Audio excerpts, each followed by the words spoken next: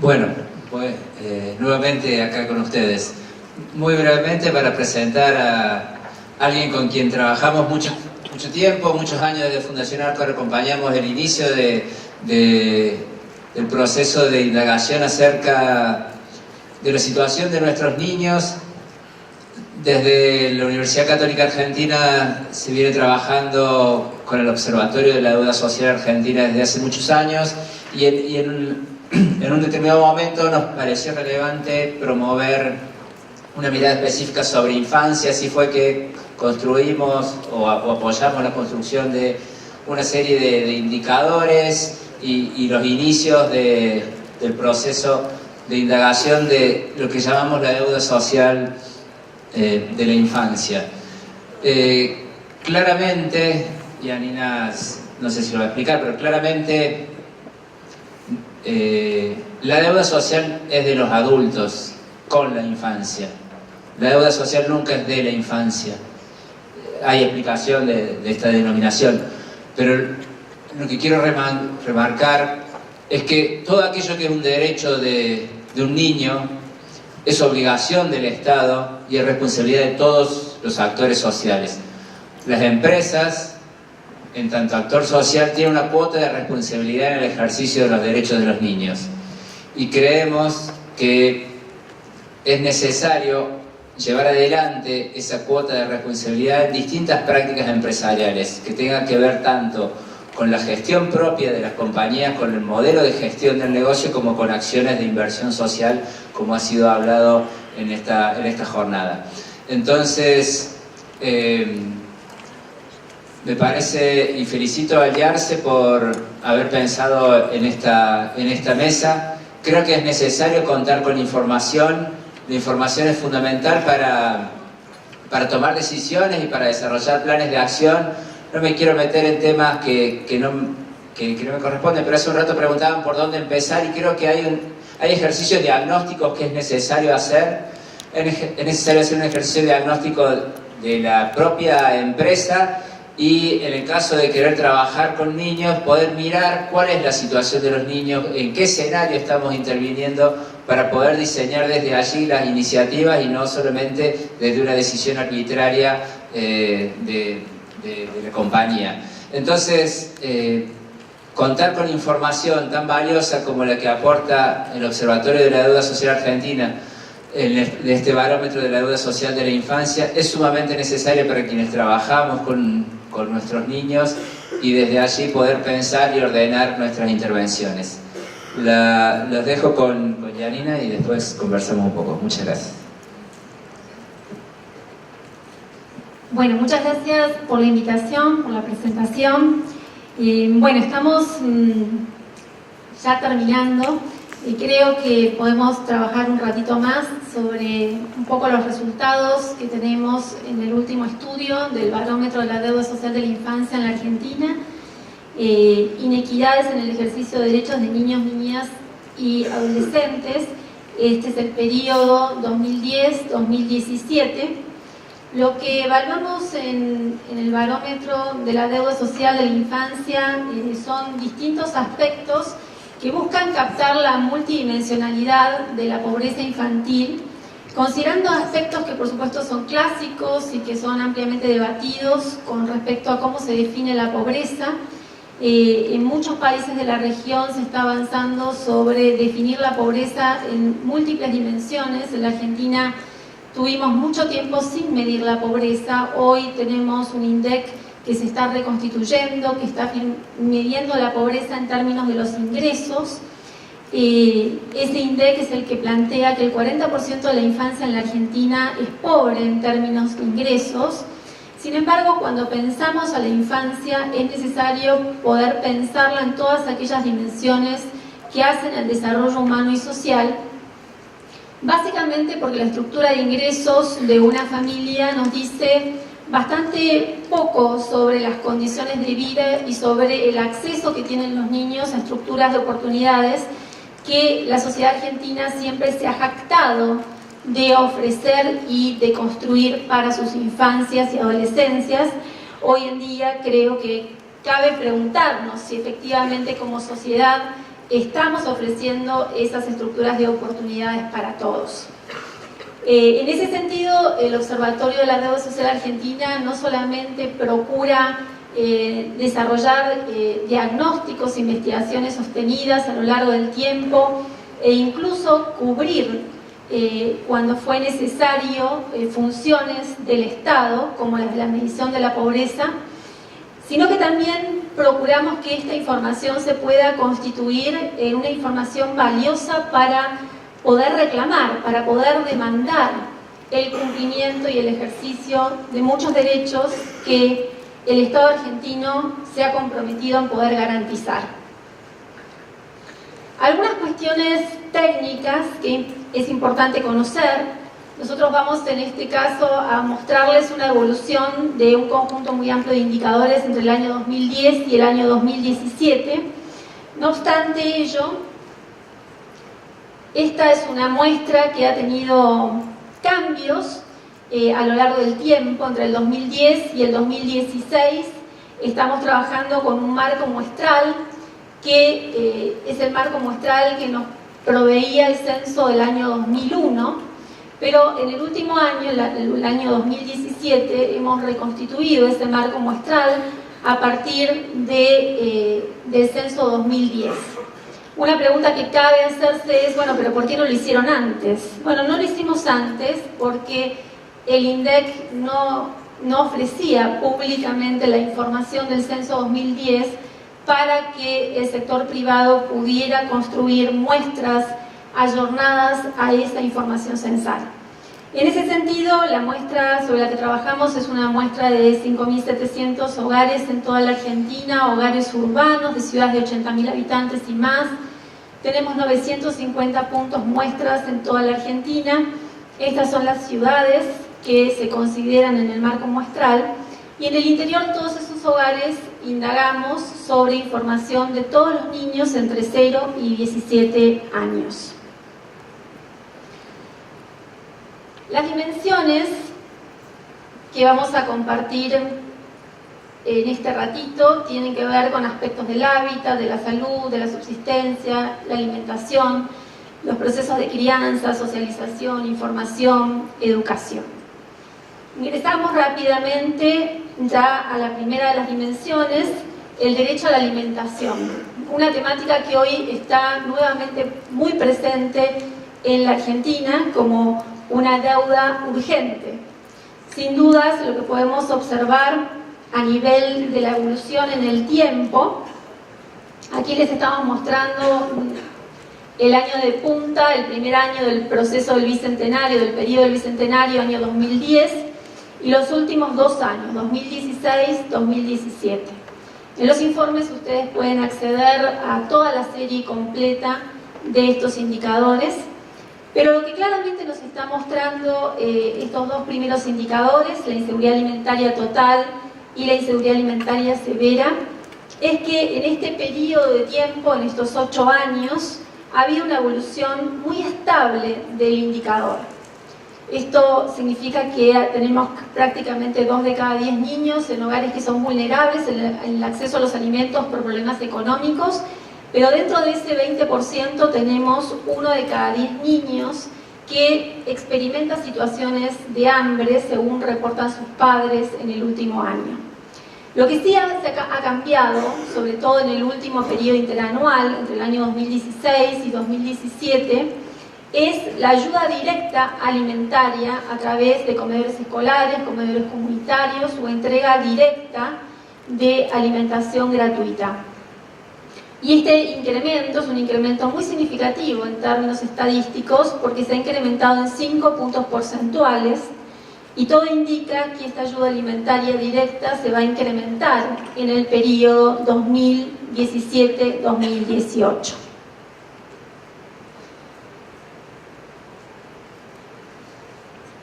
Cuando ingresamos a la siguiente dimensión y vemos qué sucede en el espacio de la salud, lo que se observan son 2 indicadores que claramente tienen que ver con el ejercicio del derecho a la salud, como es el no haber consultado a un médico en el último año y el no haber consultado a un odontólogo por su salud bucal.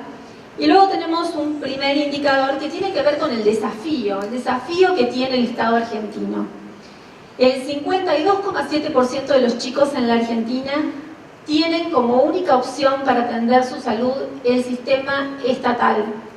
Y esto sin dudas es un desafío muy relevante que, como vemos en el periodo de tiempo que hemos seleccionado, se viene incrementando. Nos habla no solamente de el desafío de construir un sistema de salud estatal de calidad para la mitad de la infancia en la Argentina, sino que también nos está hablando de las características de los hogares en los que viven estos niños, que son hogares precarizados, informales, vacíos de todos los derechos laborales que deberían tener estos adultos de referencia.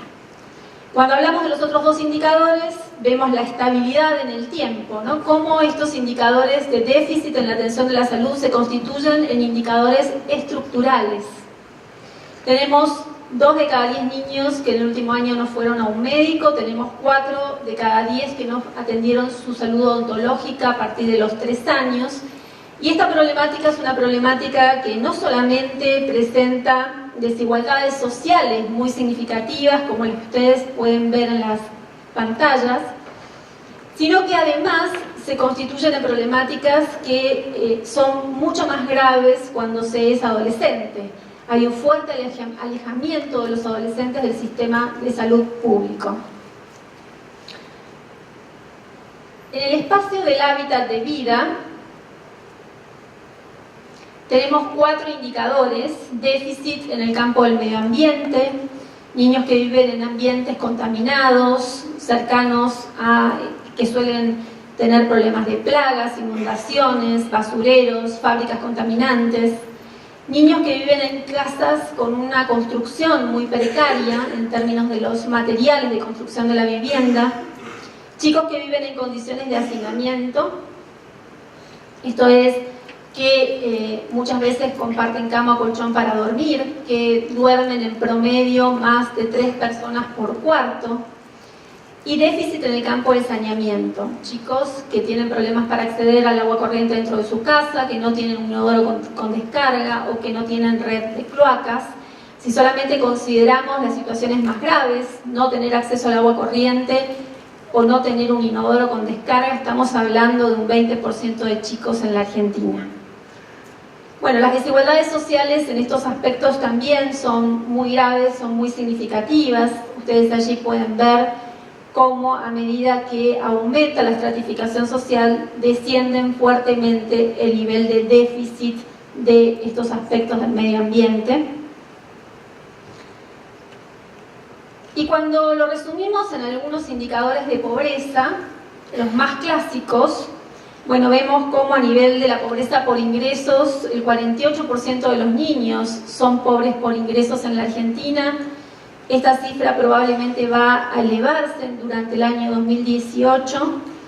Dentro de este grupo tenemos un 10% de chicos en situación de extrema pobreza, en situación de indigencia, y alrededor de un 28% podemos considerar que son niños con necesidades básicas insatisfechas. Este es un indicador de tipo estructural, de pobreza estructural, porque da cuenta de aspectos del hábitat muy elementales, considera niños entre 6 y 12 años que no van al colegio, o padres que tienen un nivel educativo muy bajo, que apenas alcanzan la educación primaria. En este sentido, quiero que quede claro que es un indicador que realmente necesita ayornarse, porque es un indicador de los años 60 y que claramente hoy deberíamos ayornarlo. Por ejemplo, considerar niños entre 4 y 17 que no van a la escuela, o revisar el nivel educativo mínimo que deberían tener los adultos de referencia, que claramente no es la primaria simplemente. Cuando evaluamos aspectos de la cobertura o de la protección social, hoy claramente la asignación universal por hijo se constituye básicamente en el principal sistema de ampliación de la protección social en la Argentina. Allí ustedes pueden ver cómo es la distribución del sistema de protección social en los niños, y vemos cómo hay un 20% de chicos que todavía no están recibiendo la asignación universal por hijo, y dentro de este 20% se detecta que casi un 9% son chicos elegibles por el sistema, pero que no están recibiendo este beneficio. Y los motivos por los cuales no los reciben, bueno, son algunos de los que ustedes tienen en pantalla y que surgen de la última encuesta del ENAPROS, donde vemos que hay situaciones que tienen que ver con falta de información, con la constitución, niños en hogares donde no necesariamente están los progenitores, problemas que tienen que ver con la potestad, como les decía, problemas de tramitación de la asignación universal por hijo, diferentes formas en que se expresan las dificultades en términos de la proximidad de las familias al Estado. Por supuesto, estas situaciones se dan mucho más en situaciones de marginalidad social. Cuando vemos algunos indicadores que tienen que ver con aspectos de los procesos de cuidado y de crianza, los primeros años de vida, entre los 0 y los 12 años en este caso, vemos algunos indicadores que nos aproximan al clima emocional y social de los niños en el interior de sus propios hogares, chicos que comparten cama y colchón para dormir, niños a los que no se les suele leer cuentos ni narrar historias orales, chicos que no tienen libros infantiles en sus hogares o que no se les festejó el último cumpleaños. Los niveles de déficit podemos verlos allí, vemos también que la evolución a lo largo del tiempo es muy estructural, estos indicadores tienden a no modificarse aun cuando se modifiquen algunas situaciones, como es el incremento de la pobreza o el incremento de las condiciones de precariedad y de informalidad laboral de sus padres. Las desigualdades sociales, como vemos, son también muy relevantes y claramente muy regresivas para los niños más pobres, pero también hay cuestiones que nos dan cuenta de que no solamente es una cuestión de niveles socioeconómicos, que claramente es lo que atraviesa todos estos indicadores, porque allí mismo ustedes pueden ver cómo dentro de las clases medias profesionales hay un 15% de chicos que comparten cama y colchón para dormir, y esto no es un problema de que no tengan cama o colchón. O vemos también que alrededor de un 26% de las clases medias no ejercita la estimulación intelectual de sus hijos a partir de la lectura de cuentos o de la narración oral. Indicadores en el espacio de la socialización, ya en chicos más grandes, en adolescentes, podemos ver cómo entre los 5 y los 17 años tenemos problemáticas como no realizar actividad física o deportiva extraescolar, 60% de los chicos, no realizar actividades artísticas, más del 80%, no haber ido a una colonia de vacaciones en el último verano, también más de 8 de cada 10 niños. ¿Esto qué implica? Bueno, que las estructuras de oportunidades en los procesos de socialización extraescolares también son de mucha pobreza y atraviesan a todas las infancias, aunque claramente se pueden ver desigualdades sociales, pero está claro que también en las clases medias y medias altas las situaciones de déficit en términos de estas oportunidades son muy significativas. En el espacio del acceso a ciertas tecnologías y ciertos comportamientos que tienen que ver con el acceso a la información, pero también a la participación, bueno, podemos ver como todavía, bueno, hay muchos chicos que no tienen libros en su casa, una biblioteca con libros, que no cuentan con computadora, el 39%, y la evolución ha sido muy positiva. No obstante ello, cabe señalar que tanto en el acceso a Internet en casa como en el acceso a una computadora, la evolución fue muy positiva entre el año 2010, 2011, 2012, pero en los últimos años lo que se observa es una suerte de estancamiento.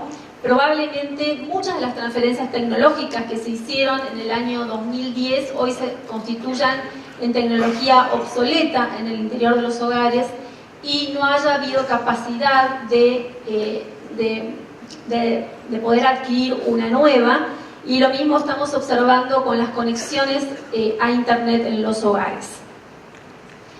No tener comportamiento lector de textos impresos, esto afecta al 50% de los chicos.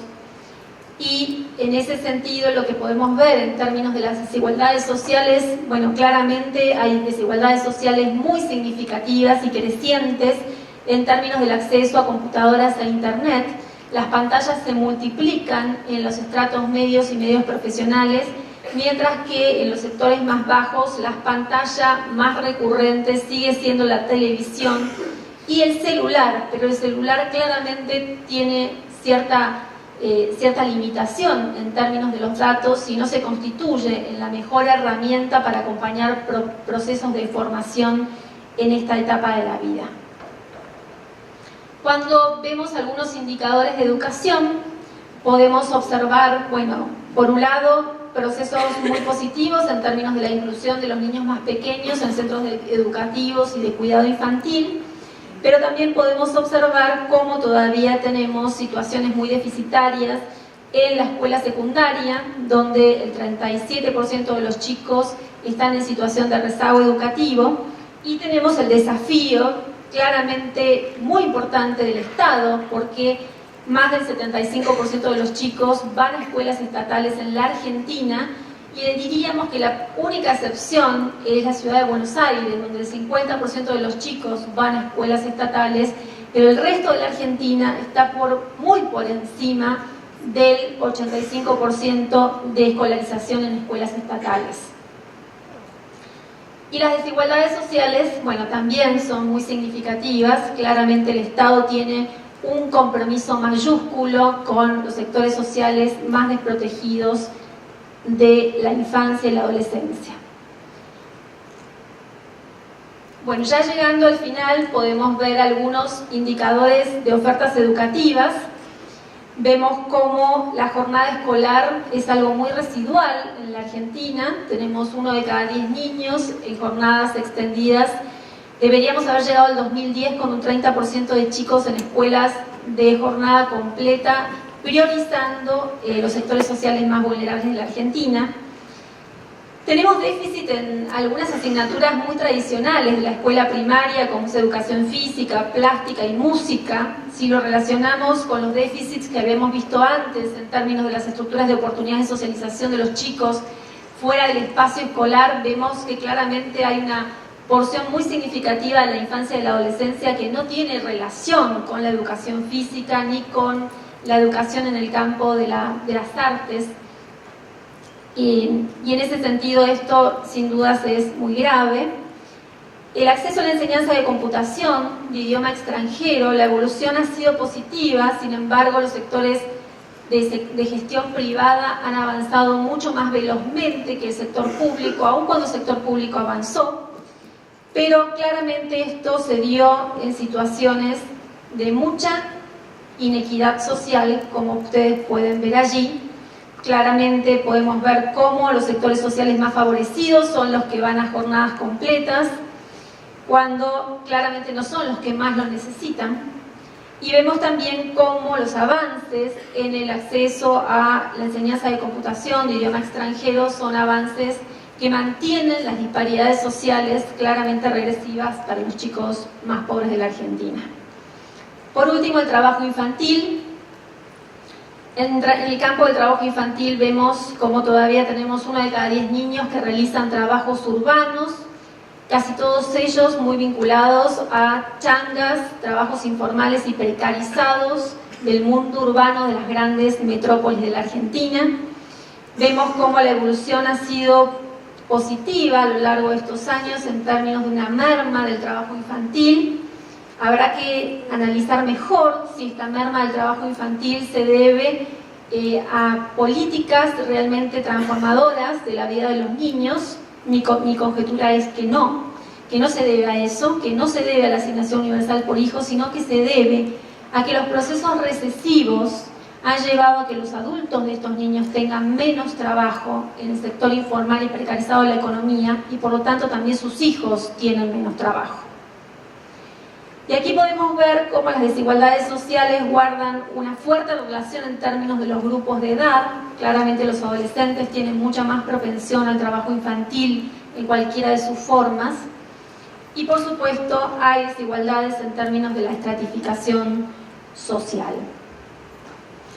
Está claro que la Argentina todavía tiene temáticas que están muy presentes y que nos ubican en una situación de pobreza y de desafíos que son superlativos.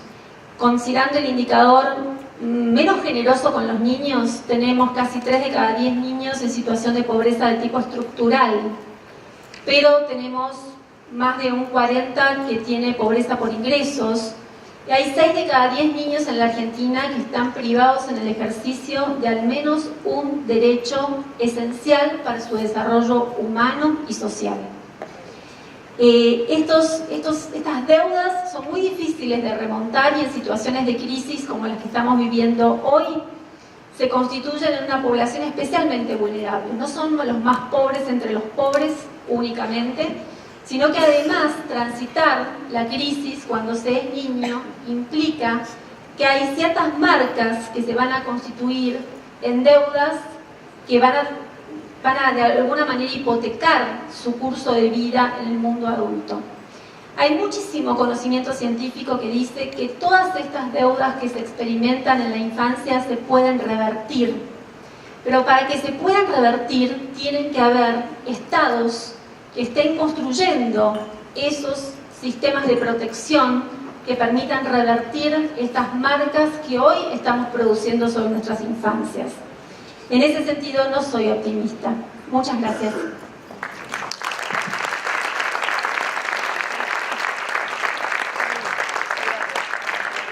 Bueno, gracias, Janina. Quisiera hacer 2 comentarios en relación a esta situación. Primero, que si me permiten una generalización, podemos hablar de 3 grandes tipos de indicadores en relación al estudio que se hace sobre la infancia. Un grupo de indicadores tiene que ver con condiciones materiales de vida de los chicos, ¿sí? Estos indicadores en general siguen muy de cerca los ciclos económicos del país, ¿sí? Mejoran cuando mejora la situación socioeconómica del país, empeoran cuando empeora esta situación. Son procíclicos, ¿sí? Hay diversos factores que influyen, pero digo, una generalización y como cierta abstracción sucede esto. Otro indicador es que tiene más que ver con esto que señalaba sobre educación. Se ha podido ver una mejora en la inclusión educativa en los niños más pequeños, en el acceso a algunas nuevas tecnologías. Alguna mejora, pero poco. Y hay otro grupo de indicadores que tienen que ver con aspectos simbólicos de la vida cotidiana de los niños que se mantienen inalterables. No sé si vieron el indicador de festejo de cumpleaños, como es exactamente igual en el 2017 al 2010. Eso indica que son indicadores que hacen a cómo entendemos a los niños, cómo entendemos la infancia. Son pautas culturales que no se modifican por una política macroestructural, sino que requieren de otros abordajes. Cuando decía en la presentación de que a la hora de pensar nuestras intervenciones es necesario tomar en cuenta información, y el barómetro de la deuda social de la infancia es una fuente sumamente importante para esto, tiene que ver con poder transmitirles que de cara a lo que intenten intervenir o lo que decidan intervenir, cada problema necesita de una solución diferente. Sobre cada aspecto que vayan a trabajar requiere de información sobre eso y va a requerir de una respuesta diferente. No una misma iniciativa va a resolver distintas problemáticas. Y por último, y con esto los dejo, el del día de ayer, UNICEF Argentina alertó sobre una situación, y esto lo ligo a la última reflexión que me resultó choqueante de la falta de optimismo sobre el futuro. UNICEF Argentina alertó sobre la situación respecto del presupuesto destinado a la infancia. Hay un comunicado que los invito a que lo busquen. El presupuesto destinado a la infancia, por ley 26061, tiene 2 características centrales: que debe ser no regresivo, o sea que nunca un año puede ser inferior al año anterior, un año siguiente puede ser inferior al año anterior, y segundo, que es intangible.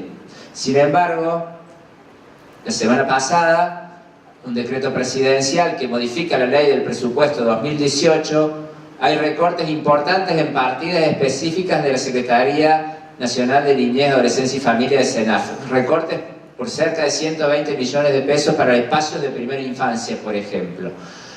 Esta situación me parece que tiene que hacernos, como adultos, asumir la deuda con la infancia y hacernos reflexionar acerca de qué lugar le damos a nuestros niños y qué prioridad lo ponemos. Como empresarios, creemos que tenemos que incorporar la perspectiva de los derechos de los niños y también incorporarlo en nuestra agenda a la hora de interactuar con los distintos actores del Estado, haciéndonos cargo de la cuota de responsabilidad que tenemos en el ejercicio de los derechos de los niños, niñas y adolescentes. Muchas gracias.